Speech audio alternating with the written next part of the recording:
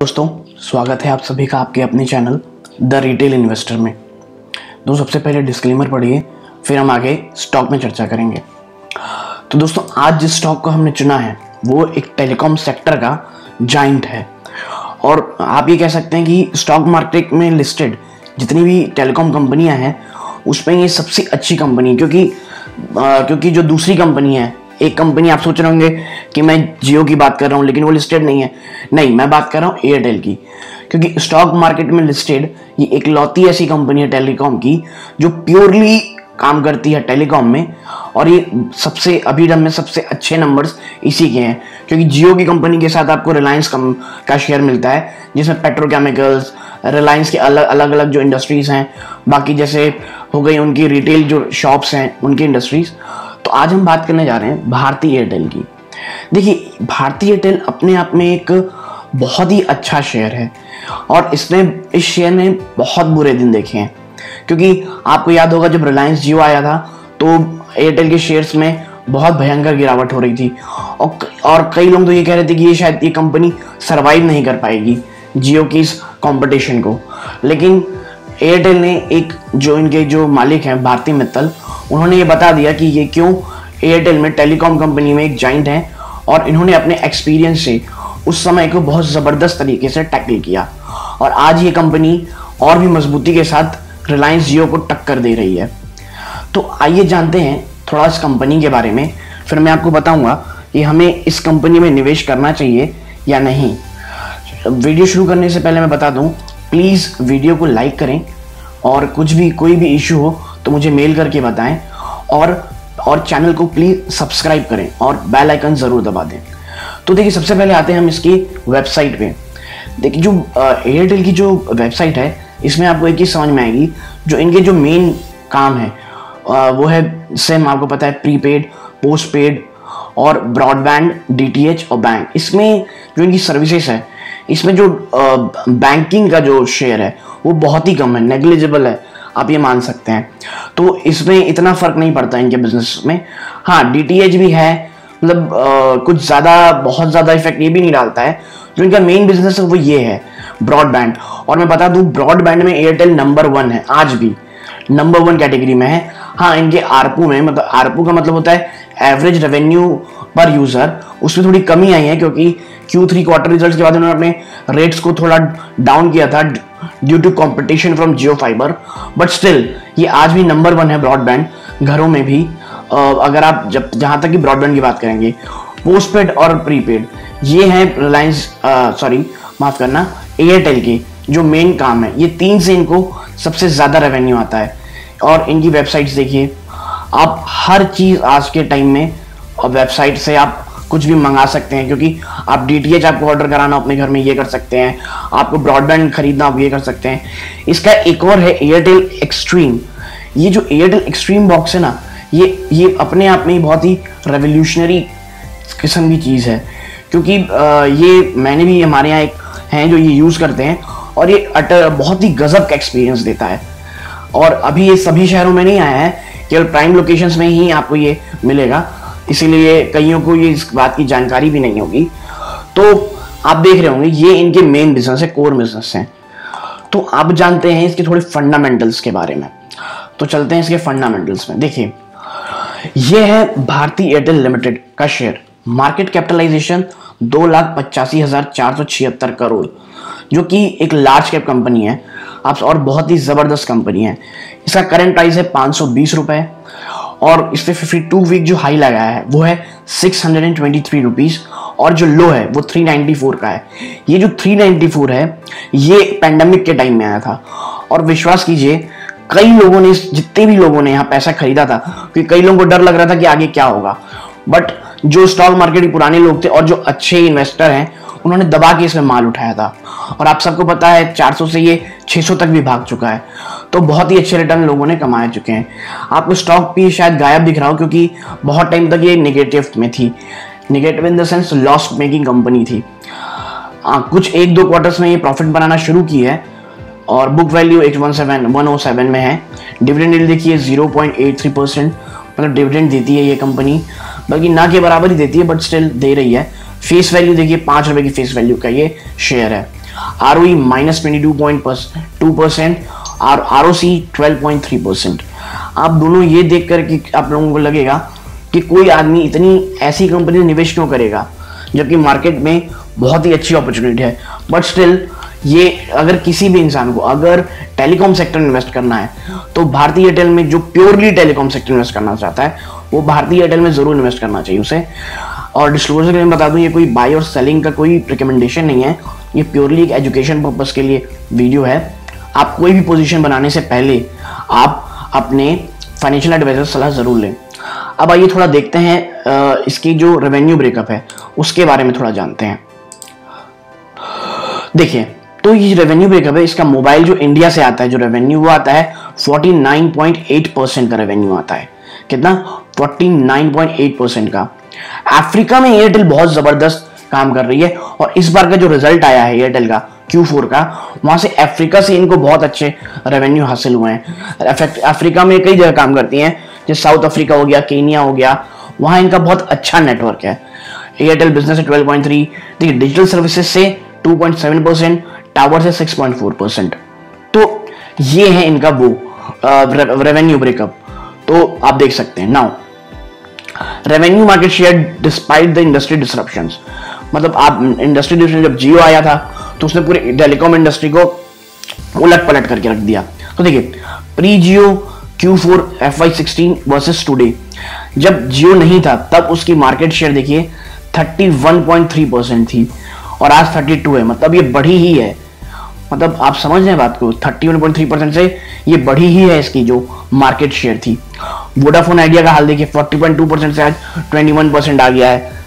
तो आप समझ सकते हैं कि एयरटेल कितनी अच्छी कंपनी है, उन्होंने कितना अच्छे से उसको टैकल किया और वहां से बाहर आए। अब देखिए, जो इनका जो 5G लॉन्च है वो इस मैटर में भी ये कंपनी ऐसी नहीं कि टेक्नोलॉजी में पीछे हो। Bharti Airtel limited become the first telecom service provider to demonstrate the capability to roll out wireless services in India. तो ये पहली कंपनी थी। तो आप कह सकते हैं कि ये बहुत ही एक स्ट्रक्चर्ड कंपनी है, एक ऐसी कंपनी जहां बहुत ही अच्छा एग्रेसिव किस्म का यहाँ पे यहाँ की जो कंपनी के जो मैनेजमेंट है वो है। तो अब आइए बात करते हैं आगे कि इस कंपनी की थोड़ी अलग एनालिसिस करते हैं। अब तो हम आगे बढ़ते हैं। ये देखिए, प्रोज इस कंपनी में आपको एक भी नहीं दिखेंगे। कॉन्स देखिए, stock is trading at 4.84 times it's book value, stock अभी महंगा है। Promoter holding has decrease over the quarter, मतलब ये माइनस है होल्डर, इसको मैं कोई नेगेटिव नहीं मानता हूं। देखिए, आपको एक बात समझनी पड़ेगी कि जो पुराने जो कर्ज हैं और उस कंपटीशन में सरवाइव करने के लिए एयरटेल ने जितने कर्ज लिए थे उसके बाद से इसमें बहुत डेट है। इसी कारण इसने लॉस भी बहुत क्वार्टर्स तक इसने पोस्ट किया था। बट अब चीज़ें चेंज हो रही हैं, चीज़ें धीरे धीरे चेंज हो रही हैं। और आपको पता होगा कि जब भी कोई आदमी स्टॉक में इन्वेस्ट करता है तो वो ऐसी कंपनीज को ढूंढता है जहां ग्रोथ की चांसेस बहुत ज़्यादा हों। और अब तो यही बात चल रही है कि अब क्या है, मार्केट में बहुत कम प्लेयर्स रह गए हैं। तो अब शायद आपको ये भी दिखता हो मिले कि भारतीय एयरटेल और रिलायंस अपने जो जितने उनके जो प्रीपेड और रिचार्जेस के जो अमाउंट है उनको इंक्रीज करें वो। तो देखिए इनकी वो देखिए मार्केट कैपिटल्स देखिए, और सबसे बड़ा मार्केट कैपिटल जो है वो है भारतीय एयरटेल का।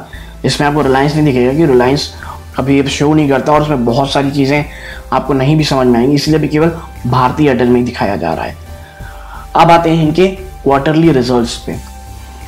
तो देखिए इनके क्वार्टरली रिजल्ट्स देखिए आप, ये देखिए ये देखिए एक्सपेंसेस देखिए, ये धीरे धीरे कैसे बढ़ रहे हैं। और आपको पता है टेलीकॉम इंडस्ट्री एक कैश ड्रिवन बिजनेस है। यहाँ पे आपको टावर्स में खर्च करने पड़ते हैं, आपको टावर्स में खर्च करने पड़ते हैं, प्लस यहाँ पे जितनी सर्विसेज हैं आपको दिखानी पड़ती हैं, डिजिटल सर्विसेज दिखानी पड़ती हैं, नए स्पेक्ट्रम्स खरीदने पड़ते हैं। तो एक huge cash driven amount cash business है। इसी कारण आपको इसमें एक्सपेंसेस बहुत भयंकर दिख रहे होंगे। और लास्ट क्वार्टर से एक्सपेंस थोड़े कम हुए हैं, लगभग 1200 करोड़, तो कि एक ये पॉजिटिव साइन है। सेल्स देखिए इस कंपनी की, ये बढ़ रही है और पिछले क्वार्टर में थोड़ी कम हो गई है। और यही एक झटका था कि मार्केट के इसमें शेयर प्राइस में भी सब चीज़ें रिफ्लेक्ट हुई थी। फिर आपने इसके ऑपरेटिंग प्रॉफिट मार्जिन इस कंपनी का बढ़ रहा है, देखिए 34, 30%, ये धीरे धीरे बढ़ा, जो कि एक बहुत ही अच्छी बात है। और जो इस बैलेंस शीट में आपको जो सबसे थोड़ा घबराने वाली चीज़ लगेगी, जबकि आप घबराना नहीं चाहिए, एज ए इन्वेस्टर की बात कर रहा हूँ, ट्रेडर्स की मैं बात नहीं करता।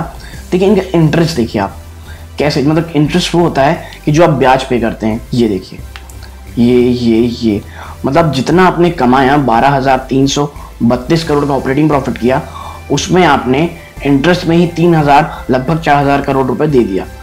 मतलब ये कितनी, मतलब ये थोड़ी डेंजरस किस्म की चीज़ें हैं। और उसके बाद देखिए प्रॉफिट बिफोर टैक्स, देखिए प्रॉफिट बिफोर टैक्स देखेंगे आप तो माइनस, फिर थोड़ा सा 200 करोड़ का फ़ायदा, फिर 714 करोड़ का फ़ायदा, फिर ये देखिए ह्यूज लॉस, ह्यूज जिसको बोलते हैं, और ये तो कुछ भी नहीं होगा। फिर इस लॉस को देखिए आप यहाँ पे, ये अपने आप में ही एक बहुत ही बड़ी चीज़ है। क्योंकि मैं आपको बता दूं, क्योंकि ये वन टाइम इसका एक लॉस था जो इससे कंपनी ने पोस्ट किया था। उसके बाद से फिर यहाँ के बाद से पिछले तीन क्वार्टर से ये आपको प्रॉफिट पोस्ट करते हुए दिखाई दे रहे होंगे, जो कि एक बहुत ही पॉजिटिव रिजल्ट है। हाँ, बैलेंस शीट में अभी भी स्ट्रेस है, और छोटा मोटा नहीं, बहुत भयंकर स्ट्रेस है। ईपीएस इसका भी बढ़ रहा है, देखिए निगेटिव में ईपीएस था, अब वो पॉजिटिव में आ गया है। तो इसीलिए अब ये टर्न अराउंड स्टोरी है एयरटेल, भारती एयरटेल। तो जिसको इसके मैनेजमेंट में भरोसा है, जो एक प्योर टेलीकॉम सेक्टर में इन्वेस्ट करना चाहता है, तो भारतीय एयरटेल एक बहुत ही अच्छा ऑप्शन है।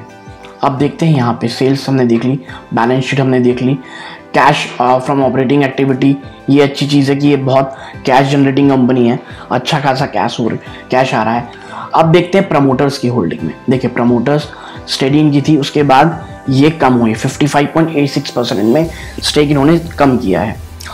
लेकिन ये स्टेक गया कहाँ, ये देखेंगे आप कि इसको FIS ने एब्जॉर्ब कर लिया, FIS ने एब्जॉर्ब कर लिया है। उसके बाद पब्लिक ने भी थोड़ा, पब्लिक में ज़्यादा इंटरेस्ट रहती नहीं है, और अदर्स ने भी खरीदा। मतलब शेयर होल्डिंग पैटर्न के हिसाब से भी है कि अच्छी कंपनी है जहाँ पे आपको निवेश करने की सोचनी चाहिए। देखिए भारती जो मित्तल साहब हैं, वो एक बहुत ही ज़्यादा अच्छे बिजनेसमैन हैं, और उन्होंने अपनी कंपनी को बहुत ही अच्छी तरीके से स्ट्रक्चर किया था। यही कारण है कि उन्होंने रिलायंस जियो का जो एक कोलिजन आया, उन्होंने बहुत ज़बरदस्त तरीके से उसे हैंडल किया। देखिए अब आते हैं कि आगे करना क्या है, what's next for Bharti Airtel. तो मैं आपको इसमें कुछ न्यूज़ेस दिखाना चाहता हूं, जिससे आपको पता चलेगा कि भारती एयरटेल का मैनेजमेंट कितना एग्रेसिव है और कितनी मेहनत कर रहा है अपने टावर्स को अपग्रेड करने में, प्लस कितनी मेहनत कर रहा है वो अपने बिजनेस को एक्सपैंड करने में। सबसे पहले देखिए, ये पिछले 2 ही 3 दिन की न्यूज़ है, और जिस दिन मैं ये वीडियो बना रहा हूँ, आज की तारीख है 28 तारीख है। तो देखिए 27 की न्यूज़ है, Airtel upgrade it's mobile network in Kerala, deploy additional 5 MHz spectrum, 1800 MHz band and 10 MHz 2300 band. Besides advanced network software tools to strengthen high speed data capacity. हम सबको पता है, सबको चाहिए, हम सब आजकल डेटा के कितने ज़्यादा, एक से कह सकता हूँ मैं, गुलाम हो गए हैं। गुलाम it's not a good word, but या आप कह सकते हैं कि हम बहुत डिपेंडेंट है उसमें प्रकार से। तो उसने एयरटेल अपना अपग्रेड कर रहा है केरला नेटवर्क को। फिर देखेंगे आप इधर Bharti stocks fate tied to ARPU numbers. ये देखिए जो इस बार के जो क्वार्टर का कंसर्न था वो उसका आरपू था। मैं आपको बताया आरपू क्या होता है, एवरेज रेवेन्यू पर यूजर। तो पिछली बार के जो आरपू आए थे उससे इस बार आरपू थोड़े कम आए हैं, जो कि एक जो शेयर मार्केट को एक कंसर्न दिखा और तुरंत ही उसने उनके शेयर में रिफ्लेक्ट किया। उसके बाद देखिए Airtel expand spectrum for Karnataka to boost data experience. Karnataka में भी एयरटेल बहुत एग्रेसिवली अपने टावर्स बढ़ा रहा है, अपने जो बैंड है उनको बहुत स्ट्रेंथन कर रहा है और बहुत ही एग्रेसिवली काम कर रहा है ताकि वो विलेज, हाईवे, रेल रूट्स को भी अच्छे से कवर कर पाए। फिर ये देखिए एक है Bharti Airtel deploy 5 megahertz spectrum in 1800 band in Tamil Nadu to boost network. मतलब सदर्न इंडिया में भारतीय एयरटेल बहुत ज्यादा एग्रेसिवली इन्वेस्ट कर रहा है। In Tamil Nadu company 2.7 crore customer and it network covers 98.5% population of the state. मतलब भारतीय एयरटेल का फुटप्रिंट देखिए कि ये अभी भी 98.54% पॉपुलेशन को कवर करते हैं, जो कि एक बहुत ही बड़ी बात है। ठीक है, तो आपको एक बात समझनी चाहिए कि अगर आप if you want to invest in it, तो आप इसमें इन्वेस्ट कर सकते हैं। अब मैं आपको इसमें एक चीज़ दिखाता हूँ, और जब तक मैं ये कर रहा हूँ आप जा करके प्लीज़ वीडियो में कमेंट कर सकते हैं और लाइक कर सकते हैं, और प्लीज़ चैनल को सब्सक्राइब ज़रूर करें। आप सब्सक्राइब करेंगे तो मुझे बहुत अच्छा लगेगा और हमारी टीम को भी एप्रिसिएशन मिलेगा। तो अब हम चलते हैं एयरटेल के उस नेटवर्क, एयरटेल के चार्ट पे, सॉरी।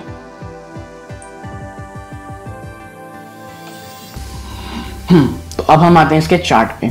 देखिए, अगर आपको इन्वेस्ट करते हैं भारतीय एयरटेल में लॉन्ग टर्म के लिए, मैं 1-2 दिन की बात नहीं करता, शायद स्टॉक भाग जाए, शायद स्टॉक रुक जाए। देखिए, मैं जब ये स्टॉक कर रहा हूँ, जब मैं ये वीडियो बना रहा हूँ, तो अभी भी मार्केट लाइव है।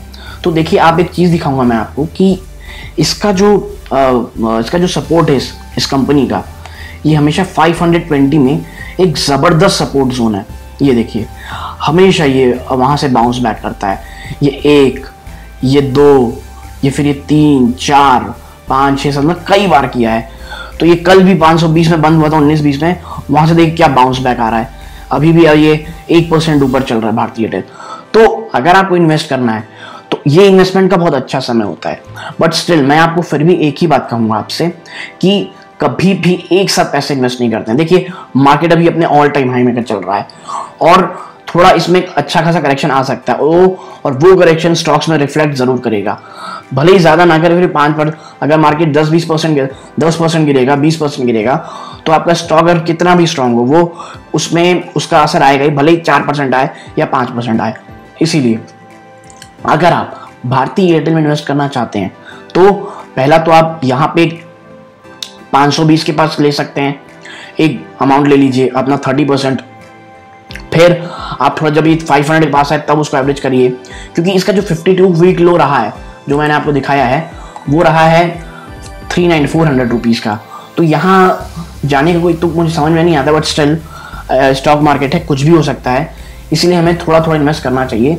और जो भारतीय एयरटेल एक कंपनी है एज ए इन्वेस्टमेंट पर्पस, एक ये बहुत अच्छी कंपनी है। 600 के में ये इसके हाई लगाया था, ये 575 का, लेकिन जब रिजल्ट आया, जब देखा कि आरपू कम हो गया है, उसके बाद से स्टॉक देखिए बहुत ज़्यादा गिरावट में है। तो इस गिरावट का हमें फ़ायदा उठाना चाहिए। देखिए, मैं ये नहीं बोलता कि ये भाग जाएगा, कल भाग जाएगा, क्योंकि मैं हमेशा पोजिशनल ट्रेडिंग में विश्वास रखता हूँ और एटलीस्ट 3 to 4 मंथ किसी कंपनी को होल्ड रखता हूँ। और डिस्क्लोजर के लिए बता दूँ कि मेरा इस कंपनी में अभी कोई भी इन्वेस्टमेंट नहीं है, और हाँ, शायद मैं 1-2 दिन में या आने वाले समय में इसमें इन्वेस्ट करूँ। तो ये था आज का वीडियो, आपको कैसा लगा आप ज़रूर बताइएगा। चैनल को लाइक कर दीजिए। आपकी कोई भी क्वेरी हो तो मेरे टेलीग्राम चैनल में आप आ सकते हैं, लिंक डिस्क्रिप्शन बॉक्स में दी हुई है। और प्लीज़ चैनल को सब्सक्राइब करें, बेल आइकन ज़रूर दबाएं, ताकि मैं जब ऐसी इन्फॉर्मेटिव वीडियो लाऊं तो आप उनके तक पहुंच पाएं। तो थैंक यू, जय हिंद।